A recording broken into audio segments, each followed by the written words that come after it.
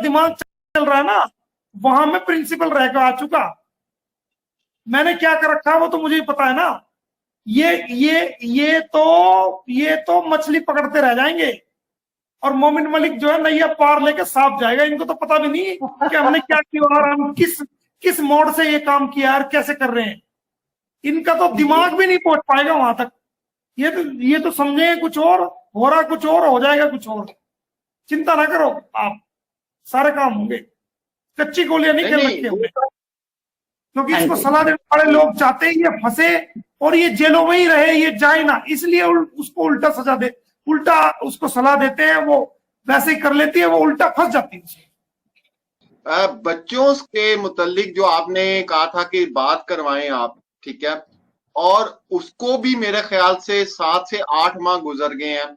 और आप क्या समझते हैं सर कि चले वो बाकी मामलात, वीजा आप छोड़ दें, होता है देर सवेर हो जाती है, फलां चीज होती है देर सवेर हो जाती है, लेकिन एक बाप के साथ बच्चों की बात, सर ये तो बहुत इंपॉर्टेंट। और इसके ऊपर मैं ये समझता हूं कि इसके ऊपर आप क्या कहना चाहेंगे? बस मेरे पास कुछ अल्फाज नहीं है जो मैं ये हमने 28/4 को, 28/4 ही है शायद 28/4 है मेरे, जहां तक मेरे याद है 28/4 को 2024 में हमने ये प्रॉपर केस कोर्ट में फाइल किया हुआ है, पूरी मुलाकात के लिए भी और वीडियो कॉन्फ्रेंसिंग से पहचान कराने के लिए भी वो हमने ऑलरेडी किया हुआ है, जो कि चल रहा है, जिसपे पुलिस का जवाब आना बाकी है। अब तक कोई इस पे जवाब नहीं आया, तो वो चल रहा है, वो हो जाएगा, कोई दिक्कत नहीं है। और इतना भारत में आ जाएगा, रूबरू भी मिलवा देंगे, बात करने की क्या बात है, रूबरू मिलवाएंगे भाई।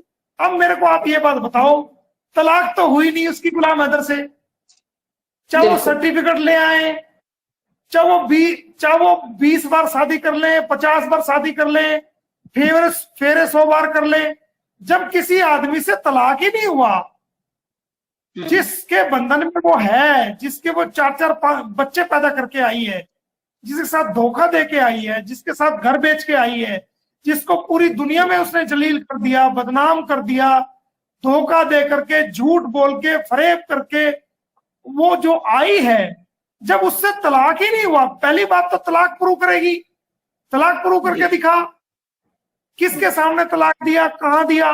भारत में तो 3 तलाक भी नहीं चलता। अगर ये कहेगी कि जो 3 तलाक है वो तो भारत में मान्य नहीं है, 3 तलाक सुप्रीम कोर्ट का ऑर्डर आ गया। 3 तलाक अगर वन टाइम में कोई कहता है कि भाई तलाक दी जा रही है, कोई पति किसी पत्नी को तलाक दे 3 बार, तो वो तो भारत में भी मान्यता नहीं है, उसकी कोई एडमिसिबिलिटी नहीं है, तो वो तो कानून हमारे यहाँ माना नहीं जाता। तो पहले तो तलाक प्रूव करेगी, और तलाक जब मुस्लिम कानून में जब तलाक हो जाता है तो 4 महीने 10 दिन तक इद्दत में रहना पड़ता है। जो मेहर का पैसा होता है, जो गुलाम हैदर की और इसके बीच में जो मेहर तय हुई थी, वो मेहर का पैसा देना पड़ेगा।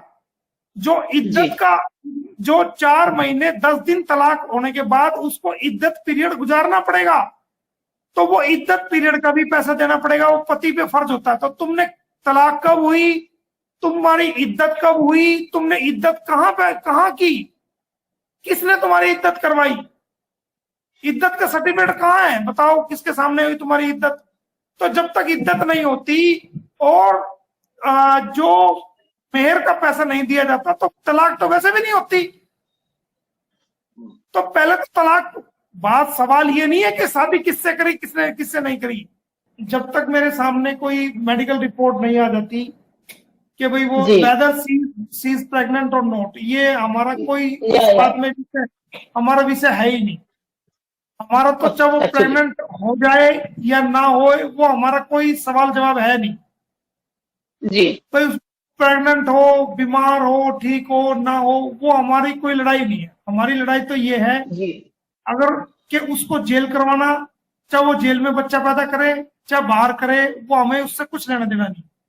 और अगर ऐसा होता है तो ये हमारा केस और मजबूत हो जाएगा, बच्चों का केस और मजबूत हो जाएगा, क्योंकि हम कोर्ट में इस बात को भी कह सकते हैं और इस बात को भी सरकार के सामने, और जो हमारी मजबूत पक्ष हो गया उसमें रख सकते हैं कि देखिए जनाब, ये बिना तलाक के आई, इलीगल आई, इसने जो है ना गलत तरीके से मैरिज की और गलत तरीके से इलीगल जो संतान पैदा की, क्योंकि हमने जो फैमिली कोर्ट में केस लगाया हुआ है उसके अंदर हमने ये लाइन लिखी हुई है कि अगर इस इलीगल कंपनी से जो सचिन मीना और सीमा के साथ जो इलीगल कंपनी का मतलब है जो गलत संगत में ये लोग रह रहे हैं, उससे कोई उस इलीगल जो संतान पैदा होती है तो वो जो है वो इलीगल समझी जाए, उससे हमारा कोई लेना देना नहीं।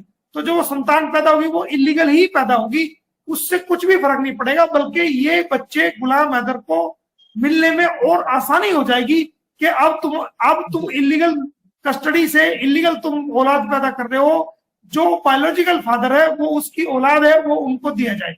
तो ये हमारा और मजबूत पक्ष होगा। और ऐसा नहीं है, इसको नॉलेज ही नहीं है इसके भैया को, अगर नॉलेज होता तो इस तरह की गलत सलाह ना देता।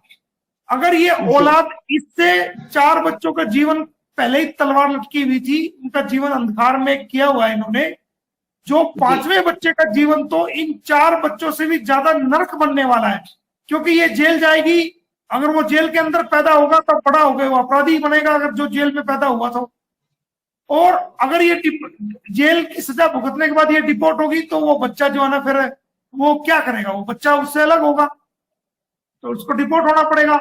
तो इन्होंने उस बच्चे की जिंदगी को भी जो है, अगर ऐसा सच है, उस बच्चे की लाइफ को भी स्पॉइल, पैदा होने से पहले ही उसकी तकदीर जो है स्पॉइल कर दी है, उसके लिए गलत जो है वो फैसला लिया है।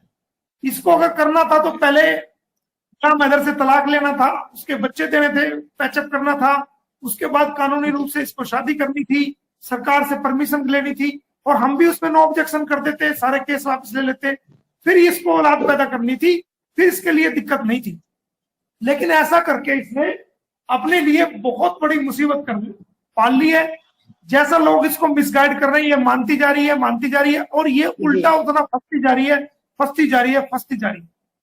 सर एक और क्वेश्चन बहुत ज्यादा लोग पूछते भी हैं और इसके ऊपर डिस्कशन भी होती है कि बच्चों से पूछा जाएगा, बच्चों की मर्जी के हवाले से आप इसके ऊपर सर क्या जवाब देंगे? ये पूरे लोग, आप यकीन करें कि 100% लोग ये बात करते हैं और कि बच्चे तो जाने नहीं चाहते। तो इसके ऊपर आपका जो कानून है, लॉ क्या कहता है? 18 साल से कम उम्र के बच्चे जो हैं, क्या उनकी मर्जी मंशा मानी जाएगी? ये एक बड़ा इंपॉर्टेंट सवाल है सर।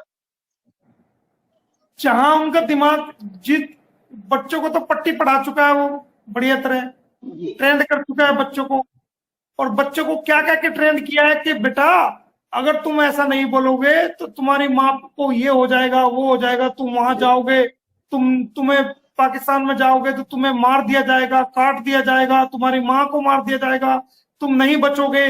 तो वो तो डरा धमका करके पट्टी पढ़ा रखी है, वो कोई दिक्कत नहीं।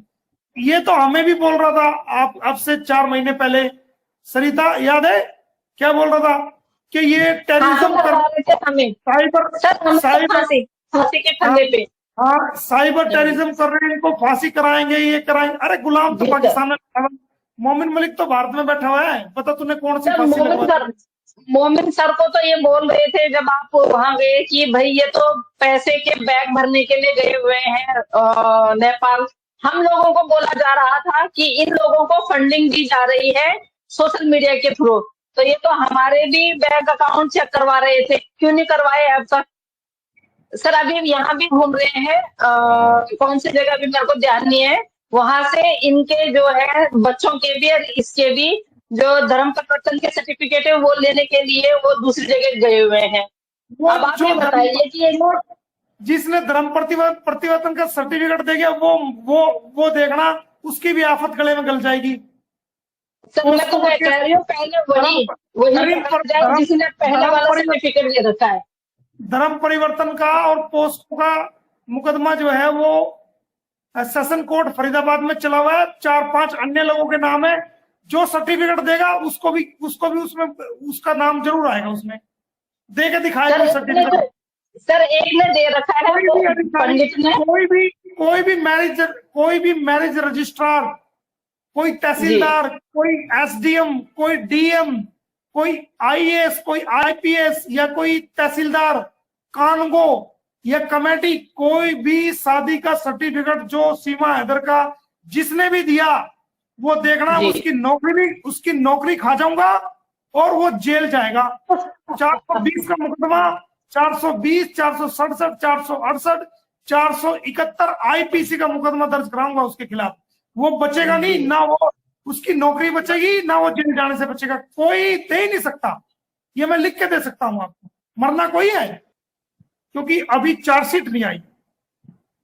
जी। जो सेक्शंस लगी हुई है उनके अंदर 7 साल, 5 साल से 7 साल तक का प्रोविजंस हैं। जो सेक्शंस, जो अब तक की सेक्शन 212 है, सेक्शन 176 आईपीसी है, 212 आईपीसी है, 120 आईपीसी है, सेक्शन 14 फॉरेनर्स एक्ट है 1946। ये सेक्शन 4-5 लगी हुई है, लेकिन इनके अंदर 5 से 7 साल तक का प्रोविजन है उनकी सजा देने के लिए।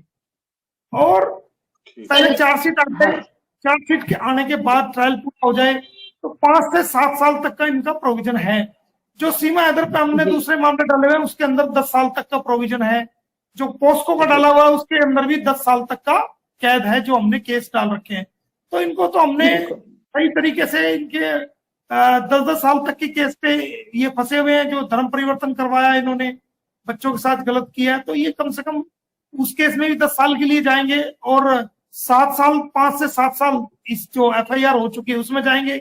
आप आईबी का बता रहे हैं और दूसरे जितने भी इदारे हैं उनकी तरफ से ये क्लियर काम हुआ है सारा। आपको इस चीज का भी मतलब नॉलेज है कि क्लियर हो चुका है? नहीं, मैं ये कह रहा हूं कि जब भी कोई, मैं ये नहीं कह रहा क्लियर हो चुका, मैं ये कह रहा हूं कि जब भी कोई वीजा रिकमेंडेशन होम मिनिस्ट्री को जाती है तो होम मिनिस्ट्री अपने लेवल पे उसकी स्टेटस रिपोर्ट वो जो इंटेलिजेंस एजेंसी से उनसे मांगती है। When your morning briefings are the perfect blend of clarity and calm, followed by afternoon मांगती है, और वो उस चीज का पता किसी को नहीं होता। सिर्फ जो रिकमेंडेशन करता है उसके पास फोन आता है, उसके पास क्लियरेंस के लिए सीआईडी के लोग आते हैं और वो पूछते हैं कि आप इसको बुला रहे हैं, तो हम उसमें बाकायदा जवाब देते हैं कि हाँ हम इसको बुला रहे हैं और इसकी सारी रिस्पॉन्सिबिलिटी हमारी है। तो जो हमारा वर्क है वो हम कर चुके हैं, और जो सरकार का वर्क है अंडर प्रोसेस वो अपना कर चुके हैं। सिर्फ हमें जो वेट है वो मिनिस्ट्री ऑफ होम की एक मेल का, जो कि mail high commission of India Islamabad जाएगी, और उसकी सीसी जो है मोमिन मलिक को होगी। तो जल्दी हम राब्ता कायम करेंगे। आज हमने जानबूझ के नहीं किया क्योंकि ऑफिसर्स बिजी थे। कल जो है हम उसका राब्ता कायम करेंगे, उनसे कांटेक्ट करेंगे और स्टेटस मालूम करेंगे कि उसमें कितना समय और लग सकता है। एक मेल का इंतजार है, चाहे वो 1 सेकंड में आ जाए, चाहे वो 10 दिन में आ जाए, चाहे वो 5 दिन में आ जाए, तो वो होगा। उसमें विचार चल रहा है और उसमें मिनिस्ट्री ऑफ होम अपनी तरफ से डिसीजन लेगी। अच्छा सर, इसमें मेरा एक क्वेश्चन है कि जिस तरह आप बताते हैं कि बहुत से पाकिस्तानी भाई हैं वो भारत में आए, उनका जो भी गवाही थी कुछ भी था दे के वो चले गए, और फिर इस तरह अगर पाकिस्तान में इस तरह कोई भी जरूरत, तो सर कभी कोई ऐसा हुआ है, कोई ऐसी आपको मुश्किल पेश आई है कि पाकिस्तान से भारत आने के लिए किसी के लिए बहुत मुश्किल का आपको सामना करना पड़े, या उसको क्लियरेंस ना मिल रही हो? कोई एक ऐसा भी कोई केस आपके सामने आया? नहीं, रूटीन प्रोसेस है। मैं समझौता बॉम्ब ब्लास्ट आपका हुआ था यहाँ पानीपत में, उसमें 68 लोग मारे गए थे, जिसमें ज्यादातर लोग जो पाकिस्तान के मरे थे। तो उन सब लोगों के मैंने केस लड़े हैं। बहुत से वो लोग आए हैं मेरी रिकमेंडेशन पे, दिल्ली से क्लियरेंस हुई है, आए हैं, रहे हैं, अपना कानूनी काम किया और चले गए हैं। मेरी रिस्पॉन्सिबिलिटी पे आए हैं, सारा रिकॉर्ड है उनका, हमारे सरकार के पास भी रिकॉर्ड है। तो कोई परेशानी का सबब नहीं है, ये रूटीन प्रोसेस है। और भारत सरकार किसी का भी जायज काम नहीं रोकती है। गुलाम हैदर का भी जायज काम है, उसको अपने बच्चों से मिलना है, केस में शामिल होना है, कोर्ट में पेश होना है और अपनी कानूनी लड़ाई को रखना है, अपनी बात को रखना है। तो भारत की सरकार ऐसा नहीं कि गुलाम हैदर को मना कर देगी, नहीं। भारत की सरकार कभी भी जायज मांग को किसी भी व्यक्ति की, चाहे वो पाकिस्तान का है, चाहे किसी भी दुनिया के किसी कोने का भी है, भारत की सरकार, भारत के हमारे अधिकारी जो है वो न्यायप्रिय अधिकारी हैं। वो सही और गलत को समझते हैं, इंटेलिजेंट लोग हैं, वो फर्क को समझते हैं, वो जायज और नाजायज को समझते हैं। तो हमारा जायज खोज है, जनमन खोज है, वो समझेंगे तो वीजा मिलेगा उसको। जी जी इंशाल्लाह जरूर। अक्सर एक और चीज अक्सर लोग कहते हैं, आपस में डिस्कस भी करते हैं कि एक एहतजाज तो सोशल मीडिया पे चल रहा है, हर शख्स आवाज उठा रहा है, मतलब 99% वो लोग हैं जो गुलाम हैदर के हक में हैं, 2-3% वो हैं जो सीमा हैदर के हक में हैं। मैंने कहीं पे ये डिस्कशन होती भी सुनी और आपस में लोग बात भी करते हैं कि सर अगर प्रैक्टिकल ये अगर एहतजाज होता तो इससे कोई असर पड़ सकता है, जैसे ही अभी केस हुआ है डॉक्टर मोमिता का और प्रोटेस्ट किया गया है, लोग बाहर निकले हैं, आवाज उठाई है, तो आप समझते हैं कि अगर इसके अंदर ये एक मूव की जाती है या प्रैक्टिकल एक प्रोटेस्ट किया जाता है तो क्या इससे कोई असर पड़ सकता है केस पे, पॉजिटिव असर, पॉजिटिव? नहीं नहीं नहीं, ऐसा कुछ नहीं है। ये तो रूटीन प्रोसेस है, लीगल प्रोसेस है, वो कानूनी तरीके से होगा। किसी प्रोटेस्ट से उससे कुछ नहीं होगा। और ये लीगल चीज, मामला जब कोर्ट में पेंडिंग होता है तो कोर्ट द्वारा ही हल होता है। तो उसमें जी जी वो चल रहा है, प्रोसेस हो जाएगा सारे काम, कोई दिक्कत नहीं है। बच्चों के हमने ऑर्डर पहले भी कहा है, हमने करा के रखे हुए हैं। गुलाम हैदर के आने का वेट है, आएगा तो उसकी मुलाकात भी कराएंगे, उसको दिलवाएंगे भी, और सारी चीजें चलेंगी। वो एक एक चीज की खबर आपको मिलती रहेगी, लेकिन पहला सवाल ये है कि वो आए तो भारत में उसकी एंट्री तो हो। तो उसकी कोशिश कर रहे हैं हम। और भारत सरकार उस पर विचार कर रही है।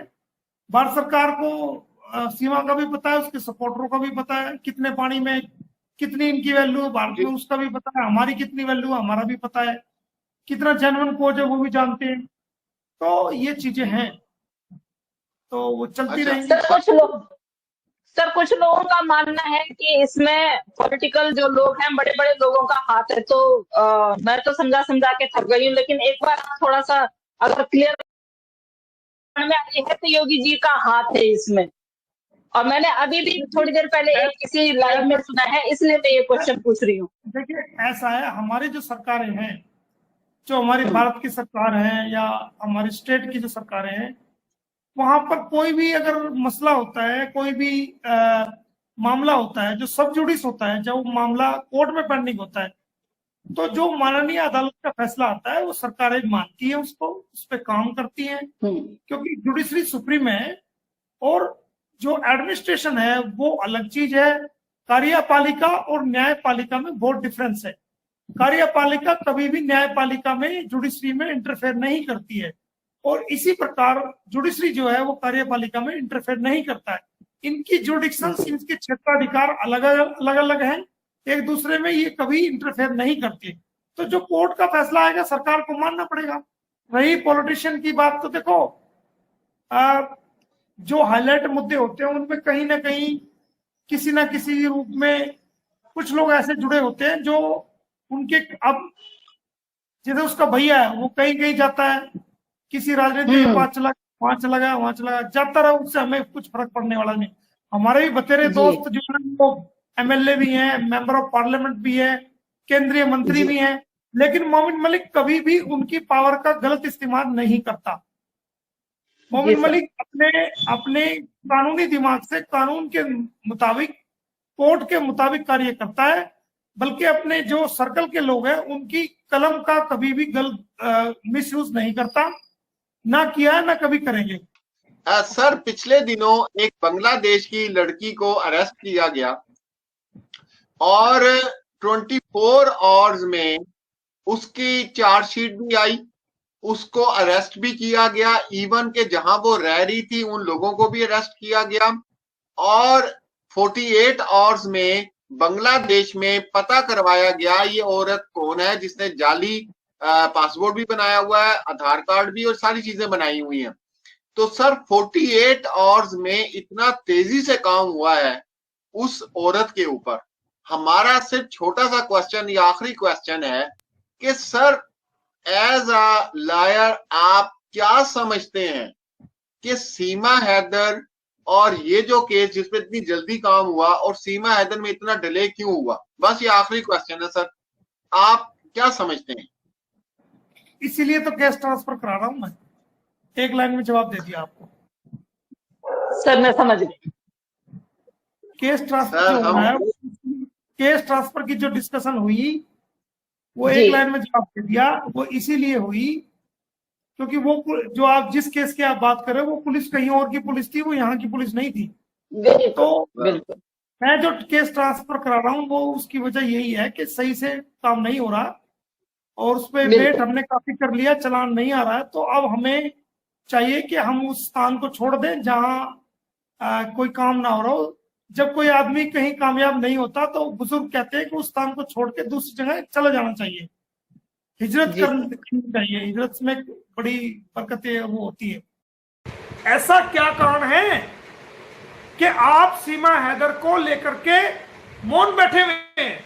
हम नहीं मानते आप किसी प्रकार की जांच के। मोमिन मलिक आज रिजेक्ट करता है आपकी जांच को। मोमिन मलिक उत्तर प्रदेश की के जो इन्वेस्टिगेशन ऑफिसर जो सीमा हैदर केस में जांच कर रहे हैं, मोमिन मलिक उनकी जांच को आज रिजेक्ट करता है, पर्सनली तौर पर रिजेक्ट करता है।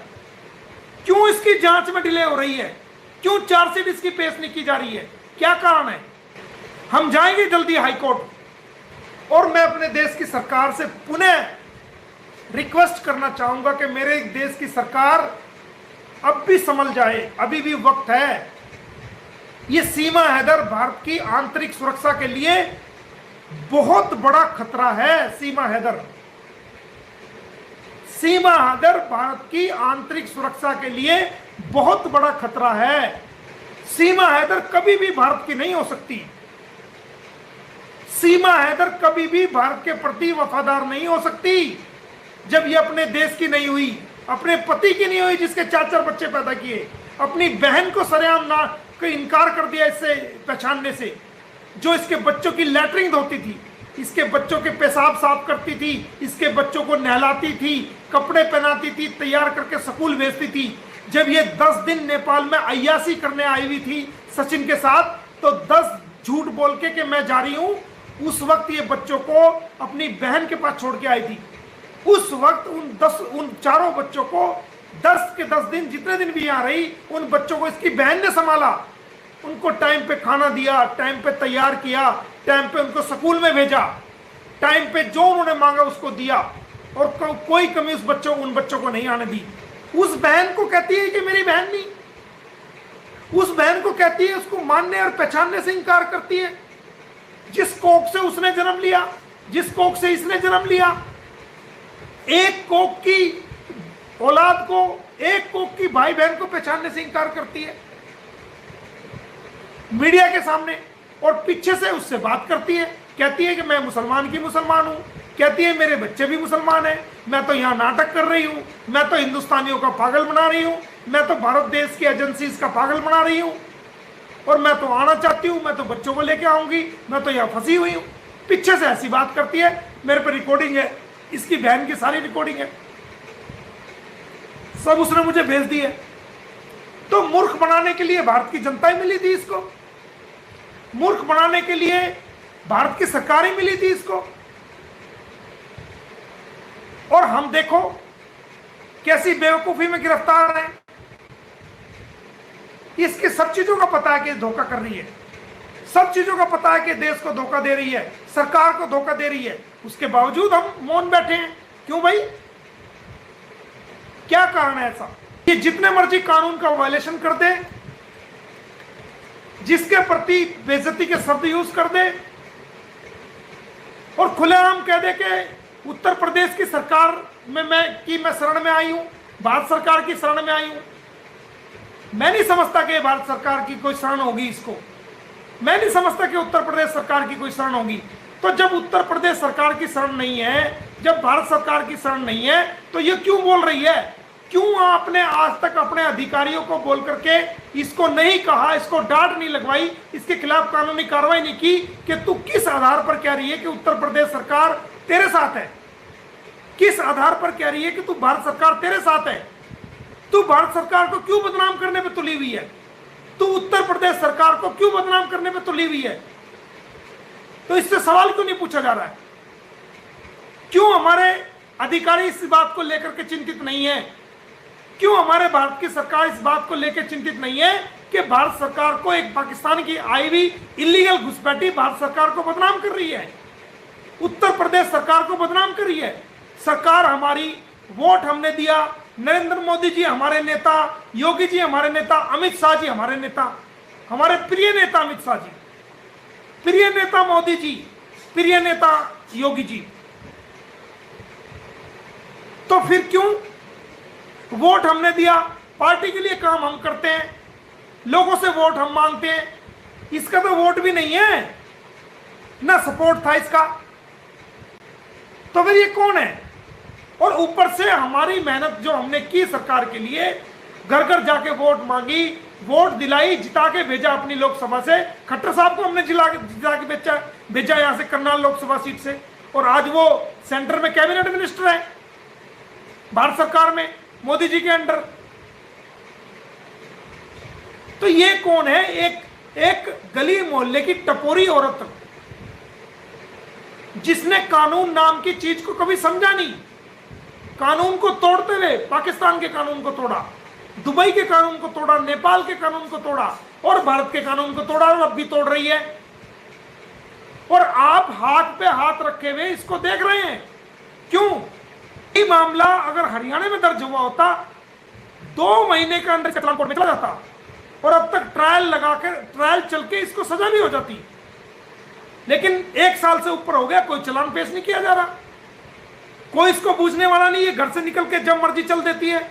जबकि जो व्यक्ति पाकिस्तान के जो व्यक्ति भारत में वीजा लेके आते हैं, अगर वो एक स्थान से दूसरे स्थान पर जाते हैं तो हर जिले के अंदर पुलिस डिपार्टमेंट में FRO ऑफिस होता है, FRO foreign registration officer office, जहां पर कोई भी पाकिस्तानी एक स्थान से दूसरे स्थान पर जाएगा तो उसकी एंट्री करके जाएगा। मेरे पास भी दुनिया भर के पाकिस्तानी आते हैं, रहे भी है मेरे पास, और आते हैं चले जाते हैं, अपने उनके केस चले हुए हैं।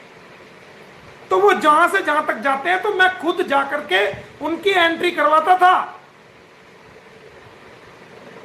अगर पानीपत से दिल्ली जाना है, दिल्ली से सोनीपत आना है, सोनीपत से पानीपत जाना है, या चंडीगढ़ जाना है, FRO ऑफिस में जो SSB के अंदर FRO ऑफिस होता है वहां उनकी एंट्री होती है। इसी प्रकार जब हम पाकिस्तान जाते हैं तो भारतीय लोगों की जिस जिले में जाएगा उसी FRO में उसकी एंट्री होगी। कहीं भी जाएगा वो लिख के जाएगा कि मैं यहां से वहां जा रहा हूं, और वो वही जा सकता है जहां उसका वीजा होता है। तो जब वीजा होल्डर्स के साथ ये कानून है भारत का कि कोई भी पाकिस्तानी एक स्थान से दूसरे स्थान पर जाएगा तो वो FRO में लिख के जाएगा, और जहां पर वो जाएगा वहां का वीजा होना चाहिए। और ये इलीगल आई भी रोज रबूपुरा छोड़ के गाड़ियों में घूम रही है। कहां है पुलिस? रबूपुरा पुलिस क्या कर रही है? कहां है? किसकी परमिशन से गाड़ियों में घूम रही है ये? और किसकी परमिशन से एक शहर छोड़ के दूसरे शहर में जा रही है? जब वीजा होल्डर को अलाउड नहीं, भारत सरकार की गृह मंत्रालय की नोटिफिकेशन के अकॉर्डिंग, जो भारत सरकार है उसकी नोटिफिकेशन के मुताबिक कोई भी पाकिस्तानी एक स्थान से दूसरे स्थान पर जाएगा तो वो बाकायदा, चाहे उसके खिलाफ कोई भी FIR नहीं है, वो नॉर्मल आदमी है, वीजा लेके भारत में आया है, तो तब भी FRO में लिख के जाएगा। और ये जब चाहे मुंह उठा और वो चल दिया, बैठ के चल दी। कहीं ये बच्चों को, इसके बच्चों को भी तो जान का खतरा है। ये सचिन किस आधार पर बाइक पे बिठा करके सारे बच्चों को लेके जाता है? कल कोई सचिन के ऊपर कोई हमला हो जाए, कोई इसके ऊपर गोली चला दे, AP सिंह जैसा कोई इंसान हम लोगों पे ब्लेम डालने के लिए कोई ऐसी कार्रवाई खुद से हमला करा दे, जैसा कि मैंने पहले भी सरकार को लिखा था कि सचिन पे हमला हो सकता है, सीमा हैदर पे जानलेवा हमला हो सकता है, और ये AP सिंह करा सकता है गुलाम हैदर और मोमिन मलिक पे झूठा इल्जाम लगाने के लिए। तो खुदा ना खास्ता अगर कोई सचिन पे हमला करा दे, ये बाइक पे जा रहा है और बच्चों को साथ लेके जा रहा है, और बच्चों को कोई नुकसान हो जाए तो कौन जिम्मेदार होगा? किसकी जिम्मेदारी पे ये बाइक पे लेके घूमता है बच्चों को? ये इसके बच्चे नहीं है, गुलाम हैदर के बच्चे हैं ये। किसकी जिम्मेदारी पर लेकर के ये गाड़ियों में लेके घूमता है बच्चों को? रास्ते में इतने एक्सीडेंट होते हैं, अगर कोई ट्रक वाला, क्योंकि इनको गाड़ी चलानी तो आती नहीं, कोई ट्रक वाला इनकी गाड़ी को साइड मार दे, कोई टक्कर हो जाए और उस टक्कर में गुलाम हैदर के बच्चों को कोई नुकसान हो जाए, तो भारत की भारत के बारे में पाकिस्तान के लोगों को और दुनिया के तमाम लोगों को उंगली उठाने का मौका मिल जाएगा कि उत्तर प्रदेश की सरकार और उत्तर प्रदेश की पुलिस बच्चों की हिफाजत नहीं कर सकी, बच्चों की सेफ्टी नहीं कर सकी।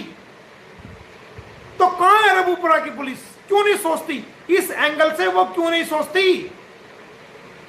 जब आपने वहां 2 सुरक्षा कर्मी लगाए हुए हैं, तो एक महिला लगाई हुई है, एक पुरुष लगाए हुए, एक दिन में भी रहते हैं, रात को भी रहते हैं, तो वो किस आधार पर सचिन को बाइक के ऊपर बच्चों